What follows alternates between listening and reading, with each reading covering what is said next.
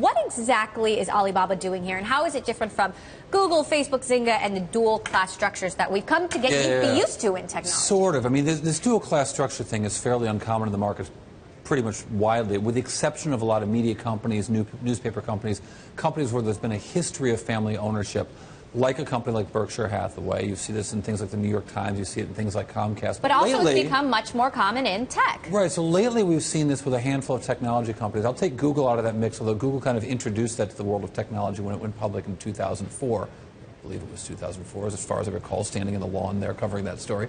But what's interesting about this is that we had a lot of these companies come public recently have really crummy results. And yet outside investors have been unable to get active and force Zynga, Groupon, and others to change their behavior because the insiders don't control the majority of the company, but they do control the majority of the voting shares.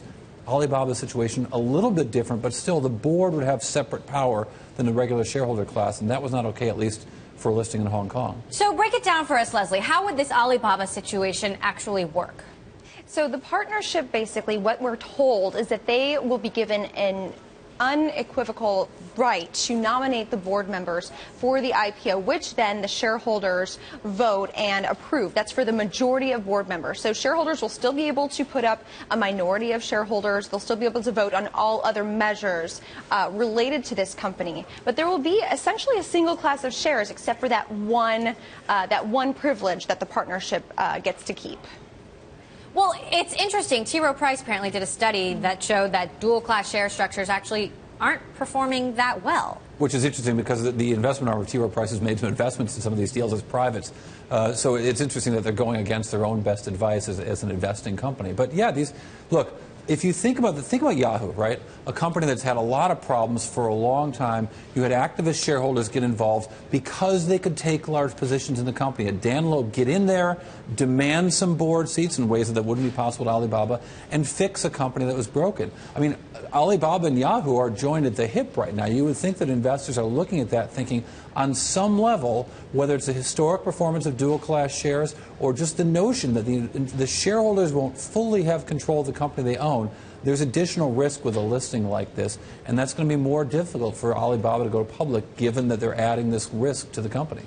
Leslie, what are you hearing from potential investors? You know, how do they feel about this structure, and is it going to deter them from investing? So I hear two sides from investors. On one hand, you have the investors who are growth-oriented and say, I don't care what the corporate governance structure is. Look at the returns I've gotten from Google. Look at the returns I've gotten from Facebook. I'm in it for growth and growth alone and capital gains. And then you have the other side, the people who like to really dig deep and look into these companies. And some investors tell me they're concerned about the transparency related to Alibaba. And this is just one other aspect that is kind of a red flag to them.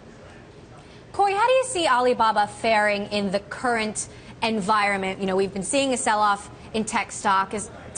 Is Alibaba immune to that because they're so different or not? I mean, there's going to be so much in this filing that's going to answer a lot of those questions. I mean, to Leslie's point, how obscure are the finances? We don't know yet. How is the investment banking fees different? Something I'm going to be looking at a lot. We don't really know yet. But they're probably going to try to take a lot of money out of the public markets, and there's not a lot of money racing into the public markets right now. On some level, their ability to show a lot of growth and a lot of profit might help them a lot. If they go with an offering like we saw with Box, a much smaller offering, a very different dynamic. And an offering that was delayed or appears to have been delayed. But didn't at least rush out the gates in the way that they surely would have liked to have done. So I think it suggests that this market is not immune to all risk. But this deal is going to suck a lot of the wind out of the sails. It's also coming now after May, at a time when the famous saying for tech investors is sell in May and go away. So the notion that people are not wanting to pony up for a lot of risk because it's now May and no longer April probably also is going to have a little headwind against this offering. Facebook sold in May. Yes. Worked out for them in the longer run. In the long run, yes. In the initial run, not at all.